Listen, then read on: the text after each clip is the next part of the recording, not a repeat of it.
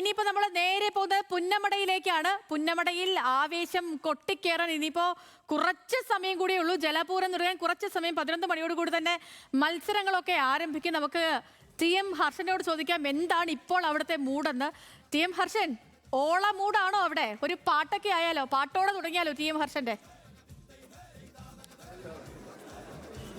ഒരു രക്ഷയില്ല, അങ്ങനെ പാട്ടോടെ തുടങ്ങാവുന്ന ഒരു അവസ്ഥയല്ല. നമ്മളിപ്പോൾ നിൽക്കുന്നത് കൈനകരി വില്ലേജ് ബോട്ട് ക്ലബിൻ്റെ ക്യാമ്പിലാണ്. അവർ ഭക്ഷണമൊക്കെ കഴിച്ച് തയ്യാറെടുത്തുകൊണ്ടിരിക്കുകയാണ്. വിയ്യപുരം ചുണ്ടൻ ഇപ്പോൾ കൊണ്ടുവന്ന് ഇവിടെ അടുപ്പിച്ചു. അതിനുശേഷം അവർ എല്ലാ ക്ഷേത്രങ്ങളിലുമൊക്കെ പോയി, പള്ളികളിലുമൊക്കെ പോയി അവരുടെ പ്രാർത്ഥനാ പരിപാടികളൊക്കെ കഴിഞ്ഞ് ഇവിടെ അടുപ്പിച്ചിട്ടുണ്ട്. അവരുടെ ക്യാമ്പിലാണ്. ഇനി ഭക്ഷണമൊക്കെ കഴിഞ്ഞിട്ട് ഇവരിനി ഇവിടെ നിന്ന് വള്ളമെടുത്ത് പുന്നമടയിലേക്ക് പോവുക എന്നുള്ളതാണ്. ഇവിടുന്ന് ഒരു കിലോമീറ്റർ അരമണിക്കൂർ മാത്രമേ ദൂരമുള്ളൂ പുന്നമടയിലേക്ക്.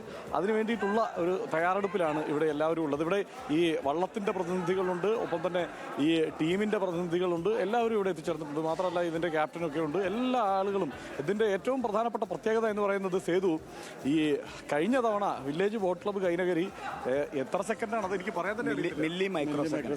അതന്നെ, മില്ലി മൈക്രോ സെക്കൻഡുകളുടെ വ്യത്യാസം. ആ വ്യത്യാസത്തിനാണ് കഴിഞ്ഞ തവണ 2ാം സ്ഥാനത്തേക്ക് എന്ന് തീരുമാനിക്കപ്പെട്ടത്. പക്ഷേ അങ്ങനെയല്ല, ഞങ്ങൾ തന്നെയാണ് ഒന്നാമത് എന്ന് ഇവരിപ്പോഴും ഉറപ്പിച്ചിട്ടുണ്ട്. വള്ളംകളിയുടെ ഒരു ആവേശവും വാശിയും നമുക്ക് മനസ്സിലാകണമെങ്കിൽ ഇപ്പോഴും അതിൻ്റെ കേസ് നടക്കുകയാണ് അല്ലേ? ഇപ്പോഴും കേസ് നടക്കുന്ന സാഹചര്യമുണ്ട്. വരും ലീഡിംഗ് ക്യാപ്റ്റനും ഇവിടെ ഉണ്ട്. അപ്പോൾ നമുക്ക് അതുകൊണ്ട് ഇത്തവണ എന്താണെന്ന് വെച്ച് കഴിഞ്ഞാൽ, ഇത്തവണ അങ്ങനെ മൈക്രോ മില്ലി സെക്കൻഡ് ഒന്നും ഇല്ല. ഇത്തവണ വള്ളപ്പാടുകൾക്ക് മുന്നിലെത്തി ഒന്നാമതെത്തും എന്നുള്ള തീരുമാനത്തിൽ തന്നെയാണ് ഇവരുടെ പരിശീലനം. ഇത്തവണ ഗംഭീര പരിശീലനമായിരുന്നു. കാരണം ചരിത്രത്തിൽ ഒരിക്കലും വില്ലേജ് ബോട്ട് ക്ലബ്ബ് എടുക്കാത്ത നിലയിലുള്ള 35 ദിവസം നീണ്ട പരിശീലനമായിരുന്നു. കഴിഞ്ഞ വർഷം ഞങ്ങൾ 25 ദിവസമായിട്ടാണ് പോയത്. എന്നിട്ടും മൈക്രോ സെക്കൻഡ് അത് ഞങ്ങളിപ്പോഴും വിശ്വസിക്കുന്നില്ല. ഞങ്ങൾ തന്നെയാണ് കിരീടം ചൂടിയത്. യഥാർത്ഥത്തിൽ ഞങ്ങളുടെയും തട്ടിപ്പറിച്ചെടുത്താൽ അതിന് പുറത്ത് ഞങ്ങൾക്ക് സങ്കടവും നിരാശയൊന്നുമില്ല. പക്ഷെ ഒരു കനൽ ഞങ്ങളുടെ ഉള്ളിൽ എരിയുന്നുണ്ട്.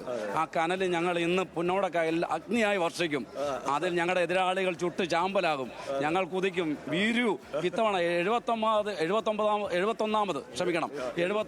നെഹ്റു ട്രോഫി, പണ്ഡിറ്റ് ജവഹർലാൽ നെഹ്റുവിന്റെ കൈവിരൽ സ്പർശമേറ്റ നെഹ്റു ട്രോഫി ഇത്തവണ ഞങ്ങൾ കൈനകരി വള്ളംകളിയുടെ മെക്കയായ കൈനകരി കൊണ്ടുവരും. അതാണ്, ചെറിയ ആവേശമല്ല എന്ന് സേതു ഇപ്പം മനസ്സിലായില്ലേ?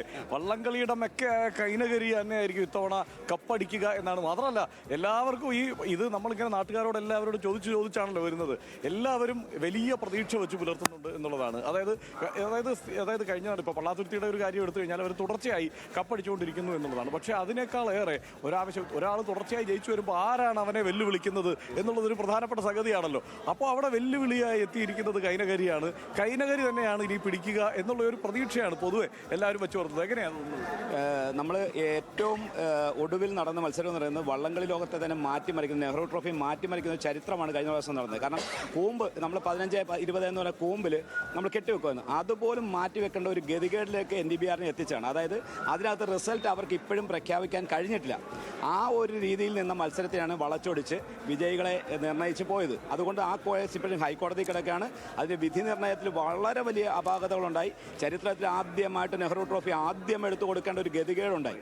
അപ്പോൾ അതിനകത്ത് നിന്നും മാറ്റമുണ്ടാകുമ്പോൾ ഇന്ന് ചേട്ടൻ പറഞ്ഞില്ലേ, വ്യക്തമായ ലീഡിൽ ഞങ്ങൾ ജയിക്കും. വ്യക്തമായ ലീഡ്. ഇവിടെ മൈക്രോ സെക്കൻഡോ മില്ലി സെക്കൻഡോ ഒന്നും വേണ്ട. വ്യക്തമായ മാർജിൻ ഞങ്ങൾക്ക് 30 ദിവസം ട്രയൽ കഴിഞ്ഞിട്ടാണ്. അതെ, ഞാൻ വിയ്യപുരം ചുണ്ടൻവള്ളത്തിന്റെ പ്രസിഡന്റാണ്. ജോയിന്റ് സെക്രട്ടറി വില്ലേജ് ബോട്ട് ക്ലബ്ബിൽ.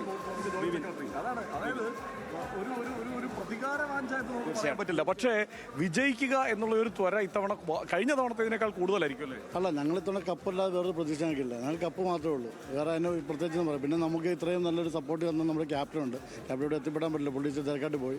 അപ്പോൾ ബിഫി എന്ന് പറഞ്ഞു നമ്മുടെ ചങ്ങനാശ്ശേരിക്കാരനാണ്. അപ്പോൾ പുള്ളി ചങ്ങനാശ്ശേരിയിൽ നിന്ന് വന്ന് നമുക്ക് കരിക്കിത്തോടെ നല്ലൊരു സപ്പോർട്ട് തന്നിരിക്കുകയാണ്. അപ്പോൾ അതെന്തായാലും നമ്മൾ ആ പുള്ളിക്ക് അവിടെ ചങ്ങനാശ്ശേരിയിൽ ഒരു കപ്പ് കൊണ്ട് ചൂടാൻ വേണ്ടി നമ്മൾ അതിനുള്ള ഒരു സാഹചര്യം നമ്മൾ ഉണ്ടാക്കി കൊടുക്കുന്നതായിരിക്കും. ഇത് ഞങ്ങളെ, അതായത് ഇതിൻ്റെ ഒരു ആവേശം ഞങ്ങൾക്ക് കൃത്യമായിട്ട് അറിയാവുന്നത് അനൂപ് നമ്മളുടെ എഡിറ്ററാണ്.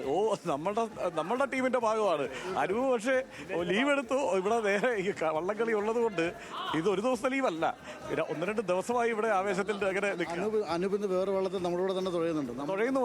ആനാരി വള്ളത്തിൽ നമ്മൾ ട്രയൽ വള്ളമാണ്. ആനാരി ഞങ്ങൾ തുഴയുന്നുണ്ട്. ആനാരി വള്ളത്തിൽ തുഴയുന്നുണ്ടല്ലേ? അറിഞ്ഞില്ല. അനൂപ് ന്യൂസ് മലയാളത്തിന്റെ എഡിറ്ററാണെന്ന് മാത്രമല്ല ഇവിടെ ഒരു തുഴച്ചിൽക്കാരനും കൂടിയാണ്. ഇന്ന് ആനാരി വള്ളത്തിൽ തുഴയുന്നുണ്ട്. മാത്രം വില്ലേജ് ബോട്ട് ക്ലബ്ബ് 2 വള്ളമാണ് ഇറങ്ങുന്നത് അല്ലേ? ഫാൻസിന്റെ ഒരു വള്ളം ഇറങ്ങുന്നു, ഒപ്പം ഇവരുടെ വള്ളവും ഇറങ്ങുന്നു. ആനാരിയിലാണ് ഫാൻസ് ഇറങ്ങുക, വില്ലേജ് ബോട്ട് ക്ലബ്ബ് ഇറങ്ങുന്നത് വിയപുരത്തിലുമാണ് ഇറങ്ങുന്നത്. വിയപുരം അല്ല, വീരു അല്ലേ? ഇത്തവണത്തെ മത്സരം ഈ വള്ളംകളി നിലനിൽക്കണോ വേണ്ടോ എന്നുള്ള ചോദ്യമാണ്. വള്ളംകളിയുടെ ഒളിമ്പിക്സ് ആണ്, ഓളപ്പരപ്പിലെ ഒളിമ്പിക്സ് എന്നൊക്കെ ഞങ്ങൾ വിശേഷിപ്പിക്കുന്ന നെഹ്റു ട്രോഫി. ഇത്തവണത്തെ മത്സരത്തിന്റെ പ്രത്യേകത ഈ വള്ളംകളി ഇനി നിലനിൽക്കണോ എന്ന് പറഞ്ഞാൽ തുടർച്ചയായി ജയിക്കുന്ന ആളുകളെ അവരോട് ഞങ്ങൾക്ക് ബഹുമാനമേ ഉള്ളൂ, സന്തോഷമേ ഉള്ളൂ. പക്ഷേ വള്ളംകളിയിലല്ല, ഏത് സ്പോർട്സിലും തുടർച്ചയായി ഒരാൾ തന്നെ ജയിക്കുക, ഒരു ടീം തന്നെ ജയിക്കുക എന്നുള്ളത് വിരസതയുണ്ടാക്കും. അതിനെ തോൽപ്പിക്കാൻ നിയോഗിക്കപ്പെട്ടവരെ ഞങ്ങൾ. അതുകൊണ്ട് ഒരു ജനതയുടെ വള്ളംകളിയെ സ്നേഹിക്കുന്ന മുഴുവൻ ആളുകളുടെയും പ്രാർത്ഥന ഞങ്ങളോട്, ആ പ്രാർത്ഥന ഞങ്ങൾ നിറവേറ്റും. കപ്പുവായെ ഞങ്ങൾ തിരിച്ചു വരത്തുള്ളൂ. തോൽക്കാൻ മനസ്സില്ലെന്ന് ഒരാൾ തീരുമാനിച്ചാൽ അവനെ തോൽപ്പിക്കാൻ ലോകത്തിൽ ആർക്കും കഴിയില്ല. തോൽക്കാൻ മനസ്സില്ല എന്ന് നിശ്ചയിച്ചുറപ്പിച്ച 100 പേരാണ് ഈ വള്ളത്തിൽ അണിനിരക്കുന്നത്. ഞങ്ങളെ തോൽപ്പിക്കാൻ ഒരു ശക്തിയും കഴിയില്ല.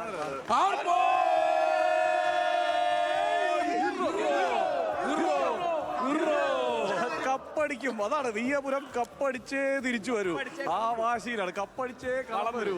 സേതു, ഓക്കെ ഹർഷൻ, ശരി, അങ്ങനെ തന്നെ സംഭവിക്കട്ടെ. അവിടെ